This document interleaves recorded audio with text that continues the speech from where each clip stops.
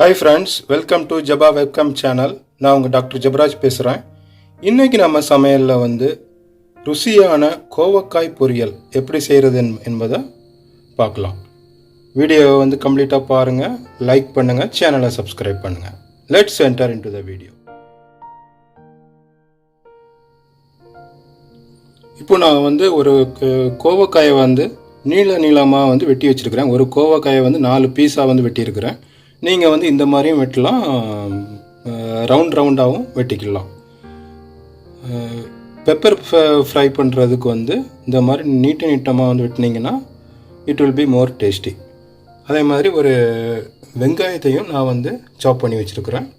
இப்போ நம்ம ஒரு வானொலியில் அடுப்பில் வச்சு ஹீட் ஆனதுக்கப்புறம் ஆயிலை ஊற்றி நம்ம ஃப்ரை பண்ண வேண்டியதான். ஓகே ஃப்ரெண்ட்ஸ், இப்போ கடாய் நல்லா சூடாகிடுச்சுது. இப்போ நம்ம இதில் ஆயில் ஊற்றலாம். ஆயில் உங்களுக்கு தேவையான அளவு ஊற்றிக்கிடுங்க. நான் கொஞ்சம் கம்மியாக தான் யூஸ் பண்ணுறேன். ஆயில் நிறையா சேர்க்கணும்னு நினைக்கிறவங்க நிறையா யூஸ் பண்ணிக்கலாம். நான் ஆலிவ் ஆயில் யூஸ் பண்ணுறேன், virgin olive oil. Olive oil நம்ம ஹெல்த்துக்கு ரொம்ப நல்லது. அதனால் நான் ஆலிவ் ஆயில் யூஸ் பண்ணுறேன். Olive oil, this is a pure virgin olive oil. நீங்கள் கடலை எண்ணெய் யூஸ் பண்ணலாம், இல்லை பாம் ஆயில் யூஸ் பண்ணலாம், இல்லை கார்ன் ஆயில் கூட யூஸ். இப்போ இந்த ஆயில் நல்லா சூடானதுக்கப்புறம் கொஞ்சம் சின்ன சீரகம் போடுறேங்க. சின்ன சீரகம் நல்லா புரிஞ்சு வந்ததுக்கப்புறம் நான் கட் பண்ணி வச்சுருக்கிற ஆனியனை இதில் நல்லா போட்டு ஃப்ரை பண்ணுறேன்.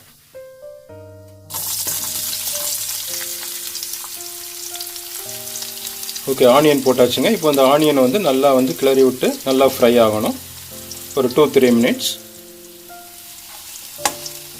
நல்லா கிண்டி விட்டுக்கிடுங்க. அப்போ தான் ஆனியன் யூனிஃபார்மாக ஃப்ரை ஆகும்.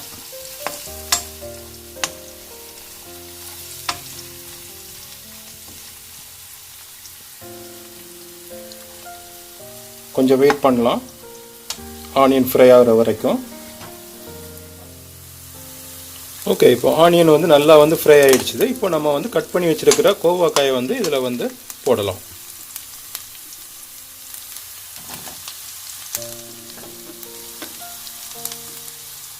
இப்போ கட் பண்ணி வச்சுருக்கிற கோவக்காயெல்லாம் கடாயில் போட்டாச்சுது. இதை நல்லா கிண்டி விடணும்.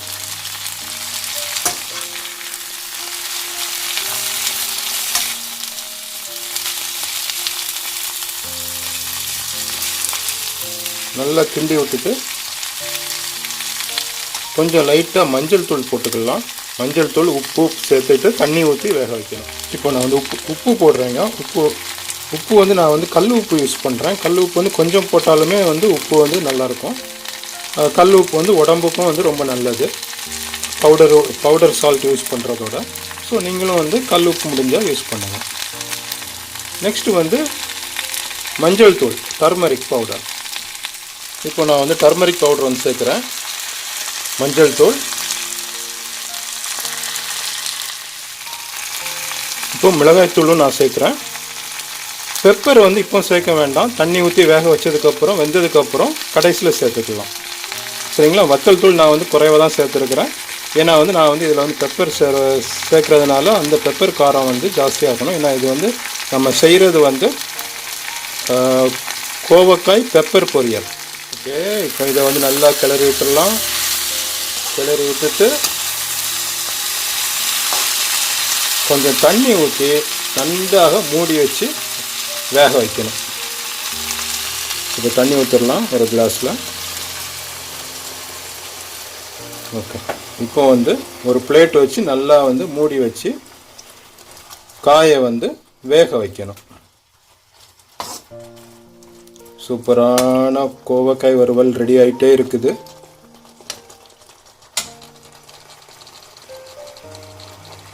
ஒரு 10 நிமிஷம் கிட்ட வேக வைக்கலாம். ஏன்னா கோவக்காய் கொஞ்சம் ரஃப்பாக இருக்கும் சாப்பிடும்போது. அதனால் கொஞ்சம் ஒரு 10 நிமிஷம் வேக வச்சிங்கன்னா நல்லா சாஃப்டாக இருக்கும். கொஞ்சம் வயதானவர்கள், குழந்தைகள் எல்லாமே சாப்பிட்றதுக்கு வசதியாக இருக்கும். ஓகே ஃப்ரெண்ட்ஸ், இப்போ நல்லா தண்ணியெல்லாம் வற்றிடுச்சுது. கோவக்காய் நல்லா வெந்துடுச்சு. இப்போ நம்ம இதில் பெப்பர் தூள், மிளகுத்தூள் போட்டு நல்லா கிண்டலாம். இது காரமே வந்து பெப்பர்லேருந்து இறங்கணும் பார்த்துடுங்க. பெப்பர் வந்து உடம்புக்கு ரொம்ப நல்லது. அதுவும் இந்த சீசனுக்கு ரொம்ப ரொம்ப நல்லது. உடம்புல எந்த சளி எது இருந்தாலும் வந்து வெளியே கொண்டு வந்துடும். டாக்ஸின்ஸ் எல்லாமே வந்து ரிமூவ் பண்ணிடும். இப்போ இதை வந்து பெப்பர் தூள் போட்டாச்சு. இதை வந்து நல்லா வந்து கிண்டி விடணும்.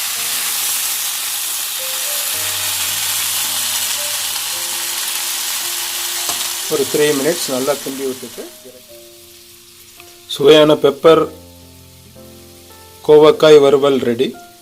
இந்த பெப்பர் கோவக்காய் வறுவல் வந்து சாம்பார் சாதம் மற்றும் தயிர் சாதத்தோடு சேர்த்து சாப்பிட்றதுக்கு வந்து ரொம்ப டேஸ்ட்டாக இருக்கும்.